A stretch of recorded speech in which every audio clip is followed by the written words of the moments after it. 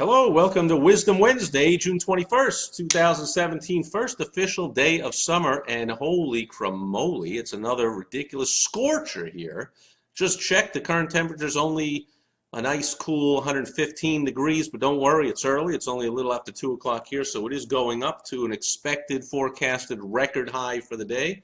However, any of you that are out there in the whole southeast of the United States, that whole southeast kind of corner of the country, like, man, you're getting whacked with a storm. I see something like a foot of rain or close to it, like craziness. So I would much rather put up with some crazy heat out here, which is normal anyway here. I mean, we expect it, than to be in any kind of a physical danger of stuff getting wrecked and homes getting flooded and torn up and who knows what's going on. Although, for my clients that are home service providers, man, you know, when I worked at the Yellow Pages, we would call storms, we would call it Yellow Pages weather, because anyone that had an ad in there, all the fence guys and tree guys and roofers and you name it, gutters and painters and anything, you were all going to get calls and because of all the repairs that were going to be needed. Anyway, I digress. And by the way, if you see some couple of things, you might see some sweat on me here because I just came back inside. Our pool guy just came by and I'm like,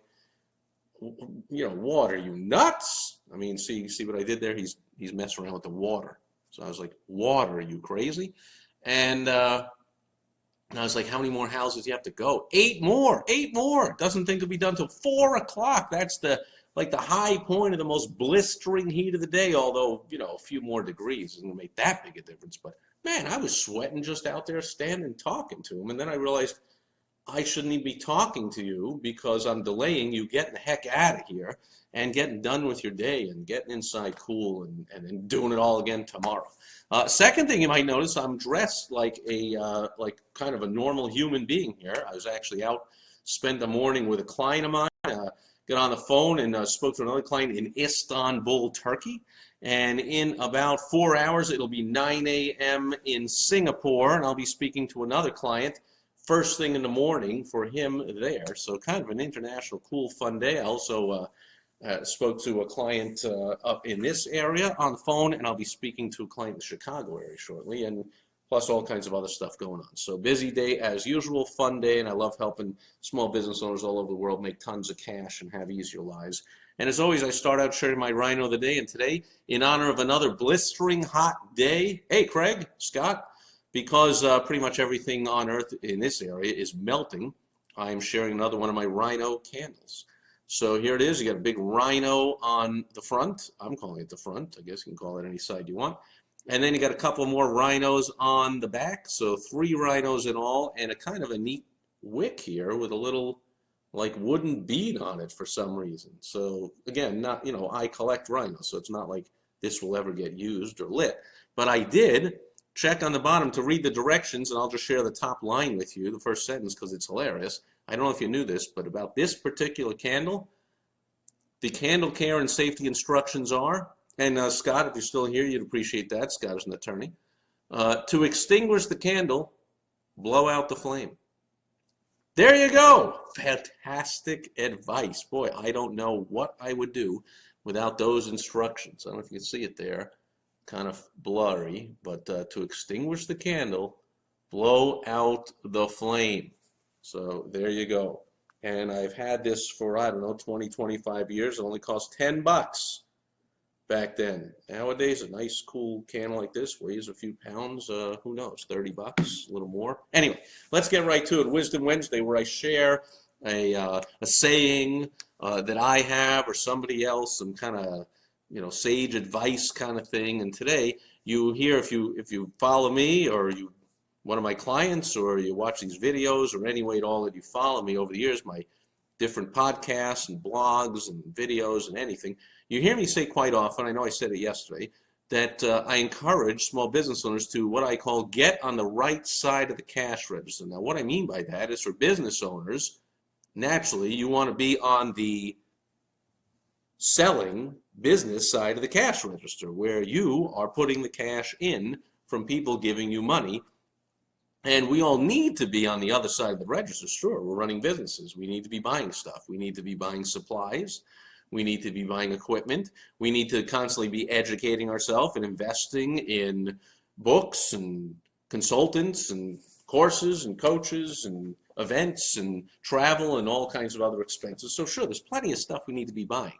But my advice is, as much as possible as you can, concentrate on the selling end of things. So don't get too, what I'm suggesting is that I'm cautioning, don't get too caught up in the buying thing. Too many entrepreneurs that I know, they're all gung-ho. Since I'm in the business of educating and helping small business owners, a lot of permanent students, I'll say, gravitate to me, and they're all proud of, like, oh man, I'm going to this event, and then I'm flying over to this event, and then I'm getting this course, and what do you have? And I want to get another course, and I want to learn this. And I'm like, it's great that you're investing in yourself and you're learning all this stuff and you're on the buying side of the register here, but let's get you on the selling side, on the right side of the register, where you can, so for every course you're buying, you ought to be thinking, wait a minute, why don't I take whatever knowledge I have in my head and create my own course on how to do something, and I ought to be selling that. Whatever your hobby is that you're spending money on, you ought to think, instead of just buying this thing, what if I could sell this thing or something to do with this thing? Get people to pay me money to join a group where we, if you like board games, where we just play board games. Like, and I'll charge 20 bucks a piece, and I'll serve some refreshments and whatever, and at least I'll make 100 bucks a month, but that's better than just buying the board games and paying for it. Why not at least get them free? Get on the right side of the register. So it's a mindset thing. Keep your mind on the right side of the register. And another way I mean this is when you're buying anything, instead of just go, wow, that sounds like a great deal, and buy it, go a step further, because that's great, but then think, what made me come to the conclusion that that's a great deal and I ought to buy that? Because whatever it is, I should find a way to incorporate that into my own business when I'm on the right side of the register, when I'm selling stuff. So I want you to learn from every buying experience, no matter what. You could be buying a pack of gum. You could be buying a $50,000 consulting package. You could be buying a house, a car, and you could be buying a newspaper. Or do people buy newspapers anymore? You could buy a little thing, buy a big thing. Is it a simple sale? Is it a complex sale? I want you to constantly be thinking about the selling process, especially when you're buying, because that's when you're most in tune to the reasons why you're buying that thing. Not to mention, you also want to think when you see an ad on TV or something in a store and it catches your eye but you don't buy, I want you to be thinking, why didn't I buy that? I came close, I was interested, I want one of those. I've always wanted one of those, or I thought about getting that, but then something changed my mind. What was it? And I want you to think about that. So I want to get your mind always to be on the selling side of the register, yes, even when you're buying. So physically, mentally, you want to get on the right side of the register. It frustrates me to hear when business owners and entrepreneurs are always talking about, don't have any money, and my expenses, and I got to buy this, and I'm always buying that, and I'm buying this, and like, let's get on the right side of the register. Let's sell more stuff than you're buying. Novel concept, let's have more money come in than going out.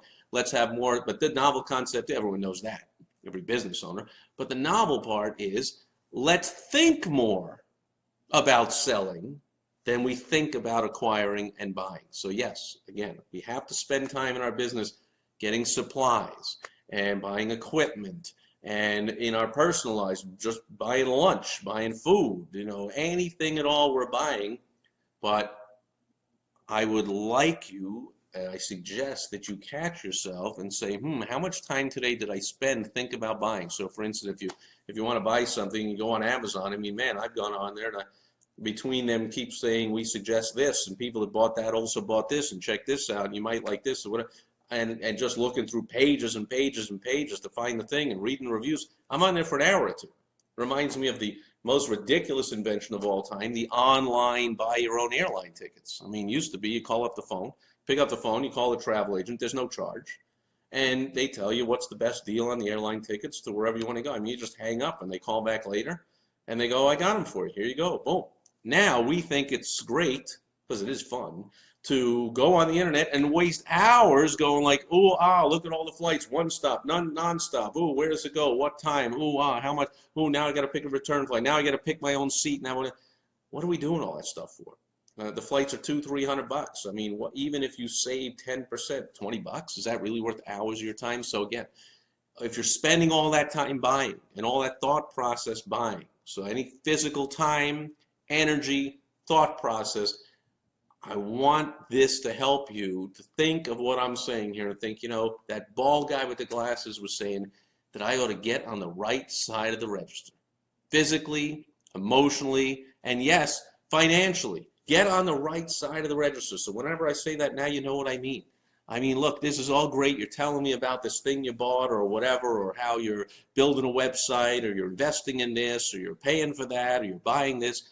Let's start selling stuff before the website is done, okay? Let's sell early bird, pre-construction prices, VIP, ground level, you know, pre-whatever price. That's how things are sold, folks. Let's start selling, and let's not spend all our time and energy and money on the buying end of things. That's just my suggestion, because as we all know, actually goes without saying, but I'll say it anyway, just to be ridiculous, business can't survive if it's spending more time, energy, and money buying stuff, having money go out, than it does having money come in.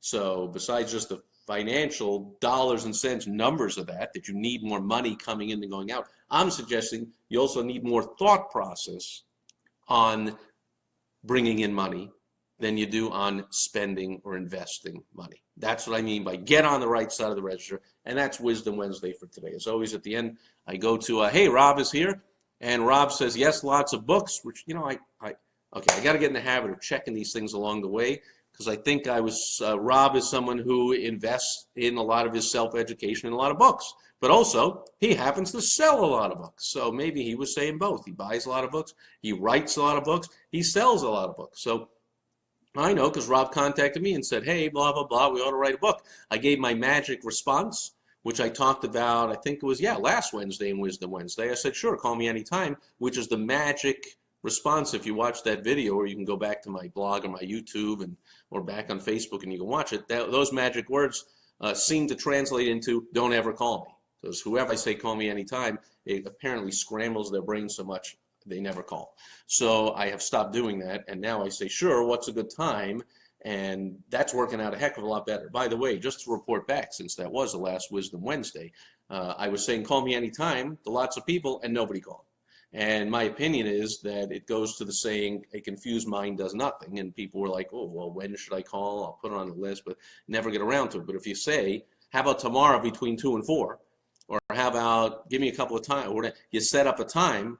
Now they have a set time, and now they could follow through. Otherwise, I have all these emails, Facebook messages, whatever, all kinds of messages all over the place of like, sure, call me anytime, with no response, no calls. So now I don't do that anymore. I get real specific so the mind is less confused, and they actually call and things actually get done, because I do want to talk to these people. However, I'm going to save the call me anytime response for the people I actually don't ever want to talk to. I will sound magnanimous and say, sure, call me anytime, and then watch. They will never call me. Anyway, that's it for today. Joel, good seeing you. That's it for Wisdom Wednesday for today, June 21st, 2017. If you are in the Southwest like I am, attempt to stay cool. If you're in the Southeast of the U.S., attempt to stay alive and dry in the crazy storm. So we got all kinds of crazy weather happening on this official first day of summer. I'll be back tomorrow with Throwback Thursday, and I got something really cool and fun to share. I found something in storage that I thought, man, that people might be interested to see that, and we'll talk about that tomorrow. So I hope you'll join me again tomorrow for Throwback Thursday. That's it for today. If there's no other questions, comments, concerns, thanks Craig, Scott, Rob, Joel for being here live. Anyone else watching on the replay?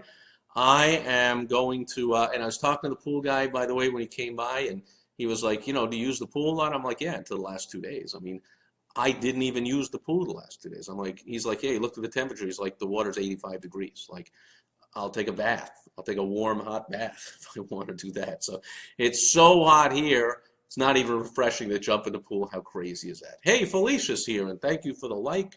And so I appreciate that always, because people tell me when I get the likes and the comments, that's how Facebook shares the video with more people. So if you do join, I ask you to just help me out by I think even if you click the unlike, if anything that you engage other than just showing up and leaving or staying is do some engagement thing. And so I thank you, Felicia, for that, and everybody else that's here or watching on the replay.